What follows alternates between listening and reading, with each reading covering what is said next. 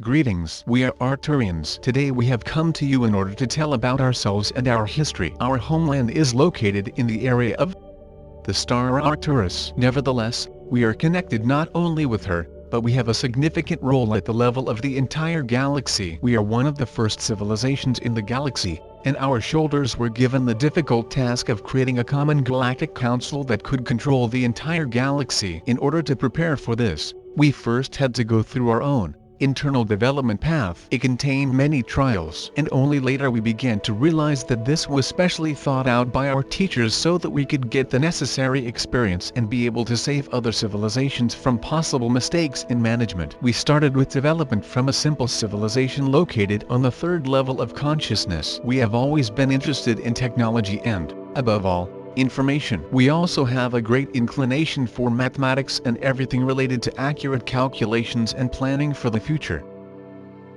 Studying the natural processes on our planets, we were interested in creating the mathematical model that best describes their course. Thus, we could calculate any process in advance, draw conclusions about how it will develop in the future. Gradually achieved very good results in this, learning to count how natural processes will develop hundreds and even thousands of years ahead by the standards of our time. We were also attracted by the globality of the processes taking place in it. In order to study it, we built the most powerful telescopes that provided very accurate information about the motion of cosmic bodies, and not only in our galaxy, but also in the entire universe. Further, to build accurate models of complex cosmic processes, we developed a special new technologies that allowed us to receive information already at the level of subtle energies. This is exactly what made it possible to understand deeply enough the structure of the entire universe surrounding us. At some point, having already sufficiently studied all the processes occurring in the universe, we saw that they all develop from one common source. Of course, you know about this, because you also have a theory about the Big Bang, which says that the whole universe expands from one point. Then we were able to create an exact mathematical model describing the development process of the whole universe. For this we had to take into account many of its phenomena and lay into the model all feedbacks, as well as the possibility of the influence of objects on each friend. For modelers in this process, we created a super powerful computer that could track where all its development should come later. And what was our surprise when we saw that this task had no one-to-one solution. Our mathematical model gave two absolutely equal variants of the development of events. In one case, all the processes in it, developing, at some point seemed to begin to connect together, become one, and gradually the universe should turn into the smallest point from which it began to expand.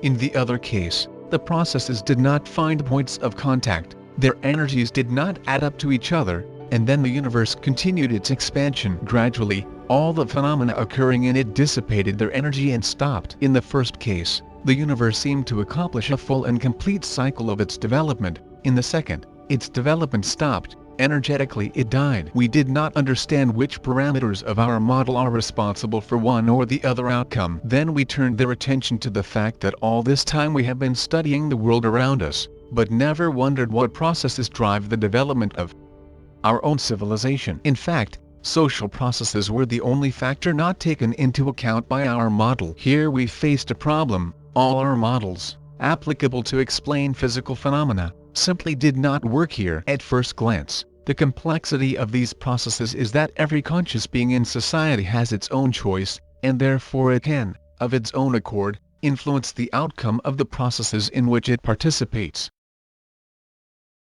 But, applying statistical calculations, we saw that at the general level the individual decision taken does not affect the course development idea of the whole civilization. Further studying our social processes at the energy level, we saw subtle fields uniting all living beings at the level of our civilization. These subtle fields were organized into a single system that imperceptibly controlled the course of our common development. Based on these observations, we were able to build a mathematical model of our society, and then we saw that she had an infinite number of solutions. It was amazing who could influence the course of development of our entire civilization if the intentions of its individual representatives did not matter. And here we realized that we have a common, collective consciousness, which manifests itself in the form of the single energy field, which we registered earlier. To understand these processes, we had to go even deeper, and we created instruments that could register energy of even more subtle frequencies.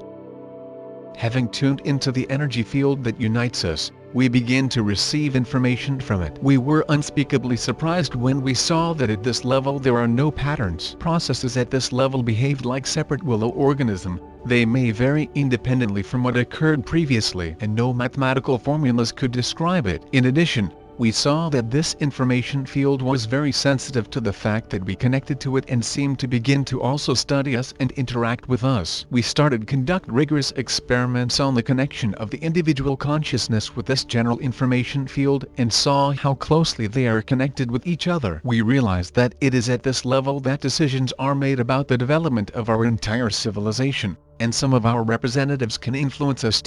Then we started asking this collective consciousness, where are we going? What awaits us in the future? But it only echoed us, where are we going? Tell me. We realized that we came in contact with the level of consciousness where each of us and we are all together responsible for our common future. We even became frightened. From that moment we could no longer act thoughtlessly as before, because we began to realize that the intention each of us influences the fate of the whole civilization. We also understood that this is where the clue of the paradox that we discovered while studying the processes in the universe is located. We felt that by taking responsibility for the course of development of our civilization, we will be able to reach the level at which we can somehow influence the development of our entire universe. We felt a great surge of strength and inspiration, because we realized that all our endless scientific searches were precisely in order for us to feel our responsibility for the entire universe. We felt scary, because we felt that it depends on us in many respects. What path will the universe go? On the path of unity and resonance of all its processes, thanks to which it will be able to successfully complete its development cycle. Or, on the contrary, it will irretrievably lose energy, and all its processes will stop without ending. We will feel in that the solution of this question may be the goal for which our entire civilization lives. Having gathered general advice at the level of our entire civilization, we came to a general agreement that this should be our common task, to help the universe to pass in the best way a critical point and choose the direction of its development. That was our highest value. We turned to our collective consciousness with such a decision and felt as if it had been waiting for it for a long time. Something inside it woke up like a powerful momentum. We and they begin to feel how this energy, which makes everything move forward, begin to launch processes in the life of each of us in a new way. From this point on, the connection with our collective consciousness intensified. Each of us had the opportunity to feel and understand it, and it the opportunity to guide us. At first, many did not fully trust this common field. After all, we did not know where and why it leads us. Our mathematical abilities, to which we are so predisposed, gave us the opportunity to guess the presence of collective consciousness and mouth to make contact with him but not to understand him. And in practice we now had to let go of the world perception to which we were already so used. Now we had to use our subtle feeling in order to go further. Each of us I was on my own to make this difficult choice. It was like we needed to jump into the abyss, into complete obscurity, forgetting all that we knew. Acting intuitively, we had to restructure all the processes in which we lived, in everyday life, education, in our scientific knowledge and management.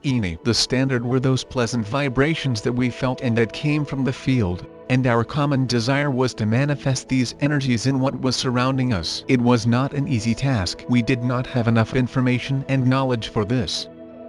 We turned to our collective consciousness for support and found that at the moment when we started asking these questions, at the level of even more subtle vibrations, another source connected to our collective consciousness. It turned out to be our teachers. We did not understand how to describe this interaction, but the advice they gave us through our collective consciousness was very valuable to us. They were similar to the energy impulses that activated our collective consciousness and then spread to each of us, triggering processes in our life. Thanks to these impulses, everything in our life has accelerated many times. We had to practically restructure everything we lived in and were used to. First of all, we had to completely dismantle the control system on which our entire civilization had previously been built. As it turned out, it was in her that the key principles for the realization of new energies were contained. The old system resembled a pyramid in many ways. There were managers in it who transmitted instructions to performers, those to their subordinates, etc. It was in many ways similar to the system that you have now. But our system was very built, mathematized, and, despite its reliability, it was she who did not give the opportunity to restructure all our processes. It was not easy for us to abandon her, because she organized our whole life. When we disbanded it, everything in our civilization temporarily plunged into chaos and confusion. It was a very difficult time when our mind wanted to return to the usual patterns again. But we understood that this would be a step backwards, and only the ever-increasing impulses from the Masters, coming through our collective consciousness, were our support. We realized that the new system should not have a single control center. Practically each of us became a source of new ideas and knowledge that were needed for its formation. We discover this information in ourselves thanks to the connection with the collective consciousness. This knowledge was very close and valuable for each of us. Applying it, each found in himself unusual and very valuable abilities, which are his strong qualities. For example, someone discovered in himself amazing physical data, using which one could help others. Someone could become a musician, writing amazingly beautiful music. All these qualities were not available to us before, but it was in them that those energies that we felt at the level of our collective consciousness manifested. Each of us became the center, the source of something very valuable, which it can share with others. We have built a whole network that allows each of us to share with all others the unique capabilities that it possesses. At first glance, it is very complex and incomprehensible. It is unclear how it works and generally exists. But on the fine plane, it is inextricably linked with our collective consciousness, and everything that happens in it manifests the energy field that binds us together. And the state in which each of us is now can be called absolute pleasure and happiness. After all, each of us develops something unique and valuable for our entire civilization during our life, and finds the opportunity to share the fruits of our activities literally with everyone in the world. The vibrations of pleasure and joy in which each of us exists are transmitted to everyone else. Thus we support each other and the whole system that we have created. This is a general resonance, which has led the system of our civilization to unity, to the state that can help the whole universe to unite its efforts and, maintaining the unity of its processes, it is favorable to complete the begun stage. Now we understand that our state in which we live, and contains all the keys necessary to support processes at the level of the entire universe. Having found this state, we again turn to our teachers with the question: how can we help the whole universe to pass the critical point in its development? We begin to receive information that first we need to help other civilizations of the galaxy organize energy resonance at the level of their control system. With this proposal, we turned to representatives of other galactic civilizations, and most of them responded to it. As a result, we together created the Galactic Council, which includes representatives of all civilizations.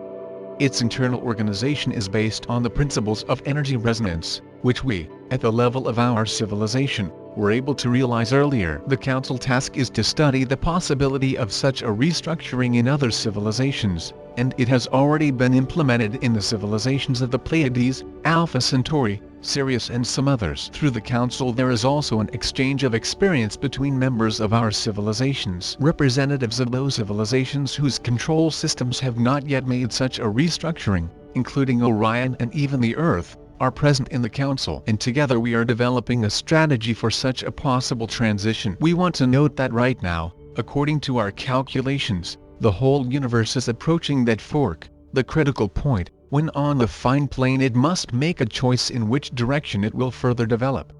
To support processes in the entire universe, we contacted other galaxies, in which associations also exist, similar to our Galactic Council. Now a plan is being developed jointly that will allow a favorable influence on the processes of universal development. Of course, we are helping not only the universe and the galaxy. Our representatives exist on Earth. They are ready to help you in the processes of restructuring your control system. The energetic processes on your planet have recently been activated, and this confirms their readiness to move to a new stage. With a deep sense of respect for all of you, Arcturians,